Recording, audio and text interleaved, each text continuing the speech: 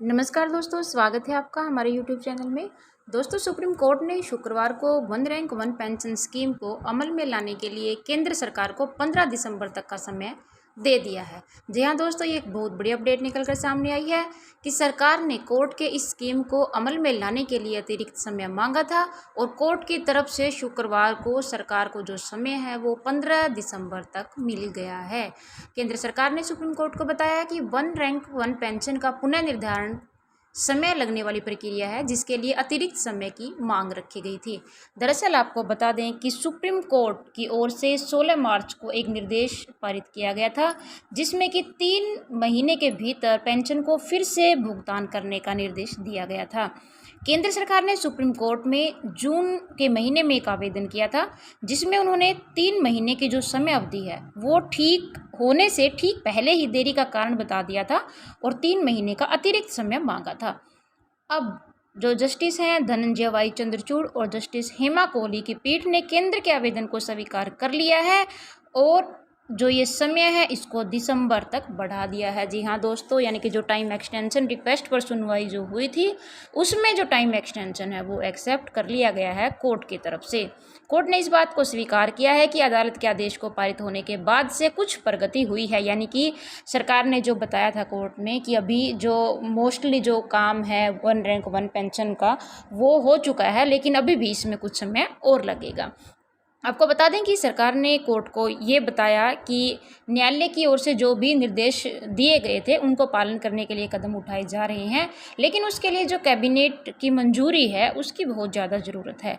Cabinet मंजूरी होने के बाद ही जो रक्षा लेखक महानियंत्रक है यानी कि CGDA हैं उनकी तरफ से जो पेंशन टेबल है वो तैयार करने की आवश्यकता होगी। यानी कि ये जो पूरा का पूरा प्रोसेस है ये एक टाइम कंज्यूमिंग प्रोसेस है, इसमें बहुत समय लगने वाली जो ये प्रक्रिया है।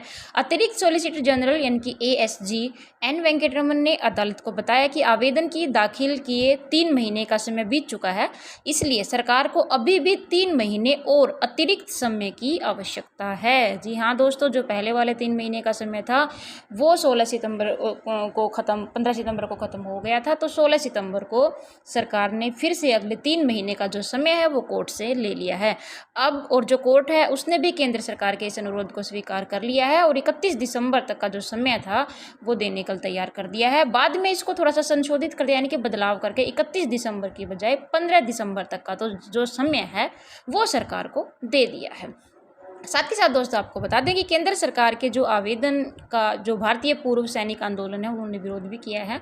भारतीय पूर्व सैनिक आंदोलन नहीं, क्योंकि 2016 से लगातार सुप्रीम कोर्ट का जो वन रैंक वन पेंशन योजना है जो उसको चुनौती देते हुए आ रहे हैं। इस योजना में होता क्या है कि प्रत्येक 5 वर्ष के बाद जो पेंशन है उसका पुनर्निर्धारण की जो परिकल्पना वो की गई थी और ये जो प्रक्रिया है ये वर्ष 2019 में की जानी थी, लेकिन जो ये मामला था ये कोर्ट में अभी तक लंबित चल रहा था। इसकी वजह से इस पे ऊपर जो केंद्र सरकार है उसने कोई भी जो अगला अपना स्टेप है वो नहीं लिया।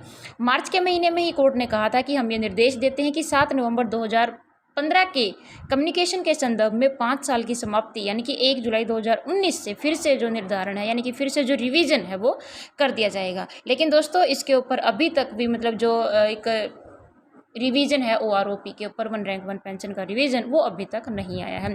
तो दोस्तों कुल मिला के कहने की बात यह है कि जो समय सरकार द्वारा मांगा गया था सुप्रीम कोर्ट की तरफ से वो 3 महीने का समय फाइनली सरकार को मिल गया है। यानी कि अब आप ये बोल सकते हैं कि जो एरियर का भुगतान है उसका जो टाइम है वो अब कम से कम दिसंबर तक तो चला ही गया है। अब बाकी इसके ऊपर और अपडेट देखते हैं क्या निकल के आती है, क्योंकि सरकार ने साथ में ये भी बोला है कि जो मोस्टली काम है वो हो चुका है, सिर्फ कैबिनेट से मंजूरी लेनी रहती है। तो देखते हैं कि क्या सरकार इसमें कितना और समय लगाती है या फिर जल्दी ही एरियर का भुगतान कर देगी। तो दोस्तों जैसे ही कोई अपडेट निकल कर सामने आएगी हम आपके सामने फिर से हाजिर होंगे किसी अन्य वीडियो के साथ। तब तक के लिए धन्यवाद। जय हिंद, जय भारत।